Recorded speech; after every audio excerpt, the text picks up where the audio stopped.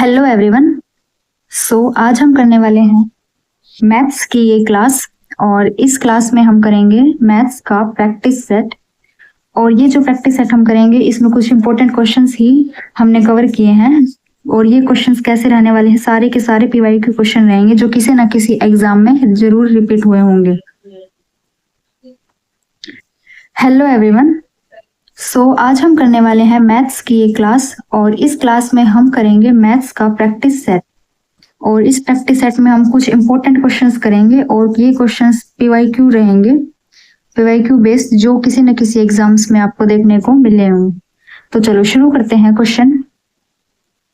First question क्या है? Question number first, प्रथम 50 प्राकृतिक संख्याओं का योग क्या होगा? प्राकृतिक संख्याएं नेचुरल नंबर्स कौन से होते हैं? 1 से लेकर अप टू इन्फिनिटी तक जितने भी हमारे नंबर्स है 1 2 3 4 5 6 ऐसे, तो वो हमारे नेचुरल नंबर्स हैं। और हमसे पूछा है जो 50 नेचुरल नंबर्स है उनका योग, उनका सम क्या होगा, ये बताना है।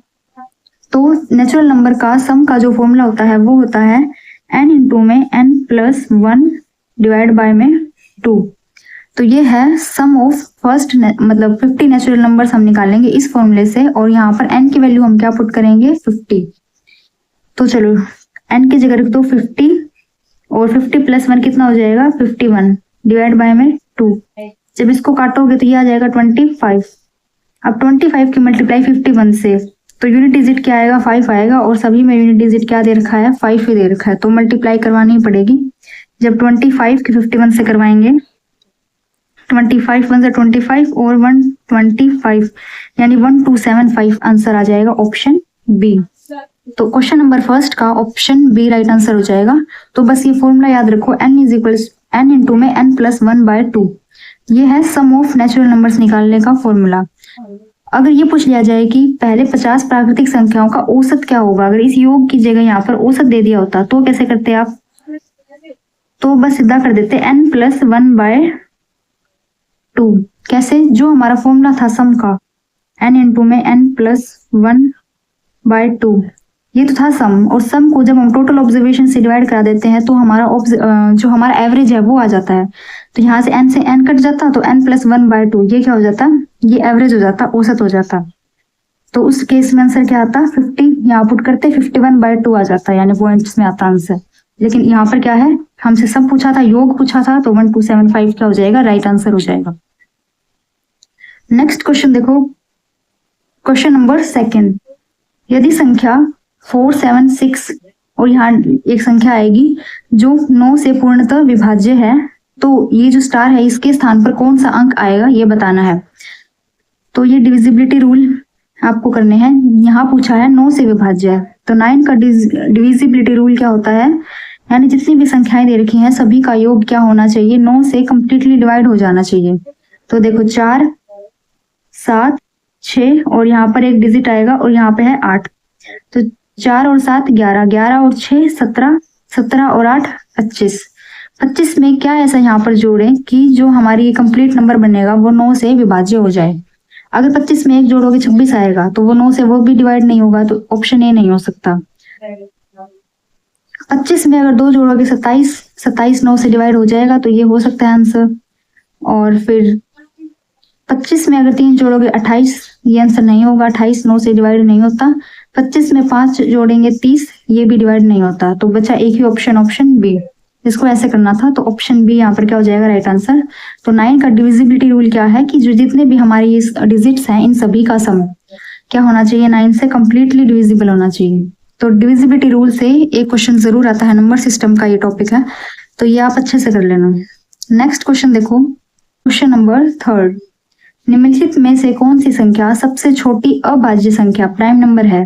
तो सबसे छोटा प्राइम नंबर कौन सा होता है? 2 होता है, हमें पता है 2 क्या है, सबसे छोटा प्राइम नंबर है। ऑप्शन सी राइट आंसर हो जाएगा। नेक्स्ट क्वेश्चन देखो, क्वेश्चन नंबर 4, भिन्न यानी जो फ्रैक्शन दे रखे हैं वो क्या है? 2/3 4/5 और 3/8 में सबसे बड़ी भिन्न, सबसे बड़ा फ्रैक्शन पूछा है, कौन सा है? तो इसको कैसे करेंगे? देखो एक तो आप कर सकते हो, इनको फ्रैक्शन को परसेंटेज में बदल लो। परसेंटेज में बदलोगे तो इजीली आप देख पाओगे कि कौन सा परसेंटेज में बड़ा है। जैसे 2/3 है, इसको कैसे बदलेंगे परसेंटेज में? जैसे 2/3 है, इसको मल्टीप्लाई कराओ 100 से, तो कितना आ जाएगा? 200/3, यानी कि 66 पॉइंट समथिंग आएगा, ठीक है, परसेंटेज में। अगर 4/5 को इसी तरह अगर परसेंटेज में बदलें तो कितना आएगा? ये कट जाएगा 20, 20 चौका 80, तो ये आएगा 80%। इसी तरह 3/8, जब 3/8 को बदलेंगे परसेंटेज में तो कितना आएगा? ये हो जाएगा 25 और ये हो जाएगा 2, 4 से काटेंगे जब, तो 75/2 यानी 37.5। तो देख लो कौन सी परसेंटेज बड़ी है। ये फर्स्ट वाले का आया था 66 पॉइंट समथिंग, ये 80% है, और ये 37.5% है। तो सबसे बड़ी कौन सी? 80% ही है सबसे बड़ा, यानी कि फ्रैक्शन कौन सा था? ये 4/5। तो ऐसे 4/5 आंसर आ जाएगा। ये तो हमने क्या किया, फ्रैक्शन को परसेंटेज में कन्वर्ट किया, तब आंसर आया हमारा 4/5। अगर आप इसको ऐसा नहीं करना चाहते तो आप क्या करोगे? जो 3 है, 5 है, 8 है, इनका एलसीएम लेके और फिर आप इसको सोल्व करोगे तो भी आपका आंसर आ जाएगा, ठीक है। तो इसको करने के अलग अलग तरीके हो सकते हैं। एलसीएम से कैसे करेंगे? 3, 5 और 8 का अगर हम एलसीएम लें तो कितना आएगा?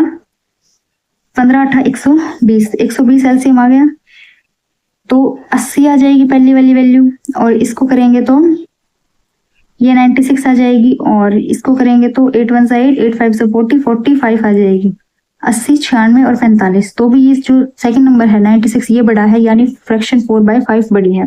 अब ये आप सोच रहे होगे कि ये सब कैसे आया, तो वो कैसे आया, देखो हमने लिया था एलसीएम, कितना आ जाएगा इसका? 120, ठीक है। तो कैसे करेंगे? 2/3 इंटू में 120, जब इसको काटोगे कितना आएगा? 40, तो 40 को 2 से कराओगे तो 80।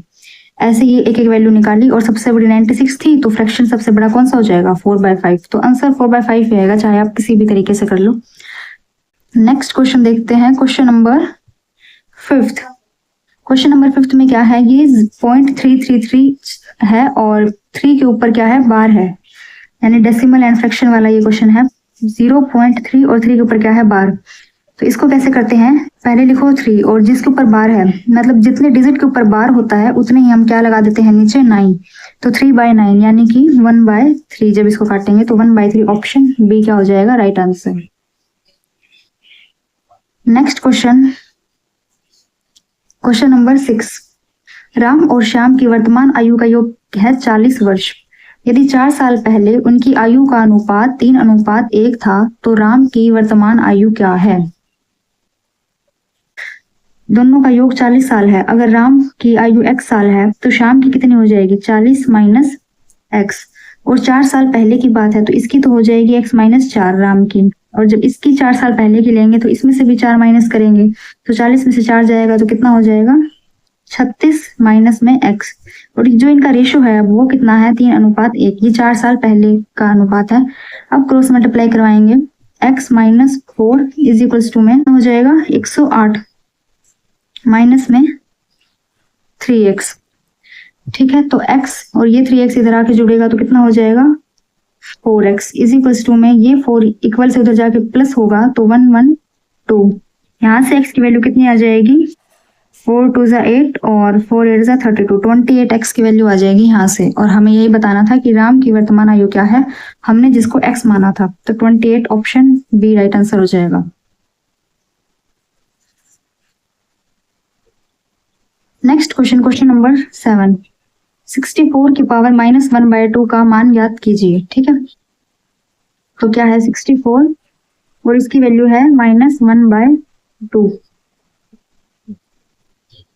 तो 64 को हम क्या लिख सकते हैं? 64 को हम लिख सकते हैं 8 की पावर 2, और इसकी भी जो कंप्लीट पावर है वो है 1/2। तो 2 से 2 कट जाएगा, यानी 8 की पावर -1।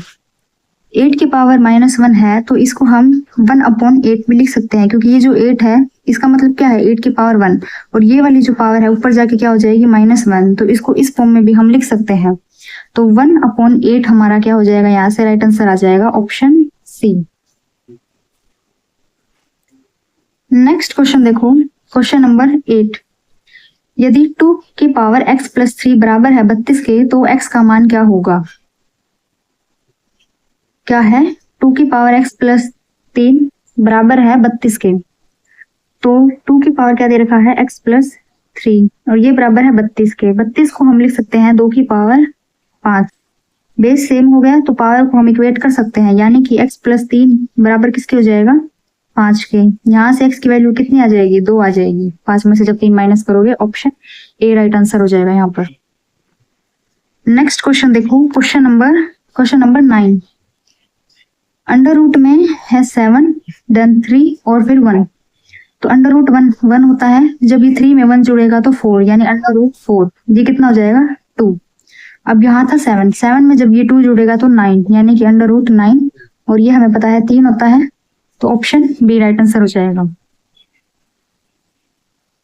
Next question number 10। एक समबाहु त्रिभुज इक्विलेटरल ट्रायंगल की प्रत्येक भुजा 6 सेंटीमीटर है, इसका क्षेत्रफल क्या होगा। इक्विलेटरल ट्रायंगल में तीनों साइड बराबर होती है, कितनी दे रखी है 6 सेंटीमीटर दे रखी है तीनों, और हमसे पूछा है इसका एरिया कितना होगा। तो इक्विलेटरल ट्रायंगल का एरिया निकालने का जो फॉर्मूला होता है वो होता है √3/4 a का स्क्वायर। ठीक है, तो √3/4 एज इट इज ए क्या होती है यहाँ पर, जो एक की वैल्यू क्या होती है, जो साइड दे रखी होती है ट्रायंगल की, वो साइड कितनी दे रखी है क्वेश्चन में 6 सेंटीमीटर। इसका भी क्या करना है स्क्वायर करना है। 2 3 जा 6 और 2 2 जा 4, 2 3 जा 6, 3 3 जा 9, 9√3 कितना आंसर आ जाएगा 9√3 सेंटीमीटर स्क्वायर, यानी कि ऑप्शन ए 9√3 वर्ग सेंटीमीटर क्या आ जाएगा राइट आंसर क्वेश्चन नंबर 10 का। नेक्स्ट क्वेश्चन देखो, क्वेश्चन नंबर 11। यदि x प्लस 1/x की वैल्यू 3 है तो x की पावर 3 और प्लस में 1/x की पावर 3 इसकी वैल्यू बतानी है क्या रहने वाली है। यानी कि हमें 1 में दे रखी है और फिर हमें पावर 3 में बताना है कि वैल्यू कितनी आएगी। तो जो पहले वाली क्लासेस थी पिछली, उनमें हमने क्या किया था, यहाँ से जो सिंपल पावर थी उससे स्क्वायर वाली हमने पावर वाले को सोल्व कर लिया था। बट अब ये क्वेश्चन कैसा है, ये क्यूब में है, तो इसको कैसे करेंगे। देखो इसमें कुछ नहीं करना, बस जो नंबर दे रखा है उसका क्यूब करके उसमें से माइनस कर दो इसी नंबर का थ्राइस, बस ये लगाना है आपने और आंसर आ जाएगा। बस यहाँ प्लस में था तो हमने क्या किया माइनस किया। नंबर का क्यूब करो सबसे पहले, यानी कि 3 का क्यूब माइनस में 3 इंटू में जो नंबर है वो 3 का क्यूब, स्क्वायर नहीं सॉरी क्यूब। 3 का जब क्यूब करेंगे तो आएगा 27 माइनस 3 इंटू में 3 27 माइनस में 9 यानी कि 18। ऑप्शन बी राइट आंसर हो जाएगा इस क्वेश्चन का 11 का। Next question number 12 science. Question number 12 में क्या है, देखो साइंस स्क्वायर 30 प्लस में कोस स्क्वायर 30 की वैल्यू क्या होगी ये बता। अगर आपको आइडेंटिटी याद नहीं है कि साइंस स्क्वायर थीटा क्या, साइंस स्क्वायर थीटा प्लस में कोस स्क्वायर थीटा होता है 1, अगर आपको ये याद है तो आप इसको क्या कर दो बस बिना देखे 1 कर दो। लेकिन अगर आपको ये आइडेंटिटी याद नहीं है देन आप क्या करोगे, साइन 30 की वैल्यू पुट करोगे, कोस 30 की वैल्यू पुट करोगे, उनका स्क्वायर भी करना है, तो ऐसा सॉल्व करोगे तो भी आंसर आ जाएगा। लेकिन यहाँ साफ देखने में पता चल रहा है साइंस स्क्वायर थीटा प्लस में कोस स्क्वायर थीटा क्या होता है 1। Next question number 13। एक घनाभ यानी कि वॉइड की लंबाई चौड़ाई और ऊंचाई क्रमशः 12 सेंटीमीटर 9 सेंटीमीटर और 8 सेंटीमीटर है, तो घनाभ का कुल पृष्ठीय क्षेत्रफल टोटल सरफेस एरिया याद कीजिए। तो टोटल सरफेस एरिया की वॉइड का क्या होता है 2 इंटू में LB प्लस में HB प्लस में HL, यानी कि 2 लेंथ इंटू में ब्रेथ प्लस में हाइट इंटू में ब्रेथ और प्लस में हाइट इंटू में लेंथ। तो ये फॉर्मूला होता है टोटल सरफेस एरिया क्यूबॉइड का निकालने का। L हमें दे रखा है कितना है 12, B की वैल्यू कितनी दे रखी है 9 सेंटीमीटर यानी जो ब्रेथ है, और हाइट दे रखी है 8 सेंटीमीटर। तो ये तीनों वैल्यू दे रखी है और यहाँ पुट करोगे तो आंसर आ जाएगा। ये आप बताएंगे कमेंट बॉक्स में कि इस क्वेश्चन में यहाँ वैल्यू पुट करने के बाद सोल्व करने के बाद क्या आंसर आया। Next question number 14। एक नाव की शांत जल में चाल 10 किलोमीटर प्रति घंटा है और धारा की चाल 2 किलोमीटर प्रति घंटा है। यह नाव धारा के अनुकूल यानी डाउन स्ट्रीम जब जाती है तो इसको 36 किलोमीटर जाने में कितना समय लगेगा वो बताना है। तो नाव की जो स्पीड दे रखी है, बोट की जो स्पीड है वो 10 किलोमीटर प्रति घंटा है, तो इसको हम क्या मानते हैं, इसको हम मानते हैं x, और जो धारा की चाल है वो है y कितना दे रखा है 2 किलोमीटर पर आवर दे रखा है, और जो x की वैल्यू है वो 10 किलोमीटर प्रति घंटा दे रखी है। तो 36 किलोमीटर इसको डिस्टेंस ट्रेवल करना है, डिस्टेंस बाय में स्पीड अगर हम कर दें, देखो डिस्टेंस बाय में अगर स्पीड करेंगे तो ही तो हमारा समय निकलेगा। डिस्टेंस 36 दे ही रखा है और स्पीड कैसे लेंगे, स्पीड अगर डाउन स्ट्रीम है तो दोनों स्पीड को हम जोड़ देंगे, अगर अपस्ट्रीम होता तो दोनों को माइनस कर देते। अब 10 में ये 2 जोड़ोगे तो कितना आ जाएगा 12, क्योंकि डाउन स्ट्रीम है वो धारा की दिशा में ही क्या कर रही है, बोट जा रही है, तो इस वजह से हमने क्या किया, यहाँ पे दोनों की स्पीड को जोड़ दिया। जब इसको काटोगे तो 3 आ जाएगा, क्या 3 घंटे का समय लगेगा। ऑप्शन ए राइट आंसर हो जाएगा। Next question, question number 15। एक 15 मीटर लंबी सीढ़ी एक ऊर्ध्वाधर दीवार के शिखर तक पहुंचती है। यदि सीढ़ी दीवार के साथ 60 डिग्री का कोण बनाती है तो दीवार की ऊंचाई क्या होगी। एक 15 मीटर की लंबी सीढ़ी है, ठीक है, ये दीवार हो गई, और जो सीढ़ी है हमारी वो कितनी है, 15 मीटर की है, सॉरी, वो लंबी सीढ़ी एक ये दीवार है हमारी, इसके साथ 60 डिग्री का कोण बनाती है, यानी ये सीढ़ी है, इसने यहाँ पर ये 60 डिग्री का कोण बनाया दीवार के साथ, तो ये वाली हाइट हमें बतानी है, ठीक है। अब ये एंगल यहाँ पर है, ऊपर है और यहाँ नीचे नहीं है, ठीक है, तो ये हम लेंगे बेस और ये क्या रहेगा, हाइपोटेनस, ठीक है। h अपॉन में 15 इज इक्वल्स टू में बेस अपॉन में हाइपोटेनस, बेस अपॉन में हाइपोटेनस क्या होता है, कोस, ठीक है। तो कोस 60 हमें लेना पड़ेगा, यहाँ पे क्या लेंगे, कोस 60। कोस 60 की वैल्यू कितनी होती है, 0, 1/2, 1/√2, √3/2 और 1। ये साइन के रेशियोज है, यानी 0 डिग्री पे, 30 डिग्री पे, 45 डिग्री पे, 60 डिग्री पे और 90 डिग्री पे, ये साइन है। अगर कोस निकालना है तो इसी का उल्टा कर दो, ये 0 डिग्री, ये 30 डिग्री, ये 45 और ये 60, यानी कि 1/2। तो यहाँ पुट करेंगे 1/2, तो h की वैल्यू कितनी आ जाएगी यहाँ से, 15/2, यानी कि 7.5 मीटर, ऑप्शन ए। तो ये हाइट कितनी रहेगी, 7.5 metre, option A right answer हो जाएगा। सो ये थी हमारी आज की क्लास मैथ्स की, और कैसे लगे आपको आज के क्वेश्चन जरूर बताना, लाइक शेयर सब्सक्राइब।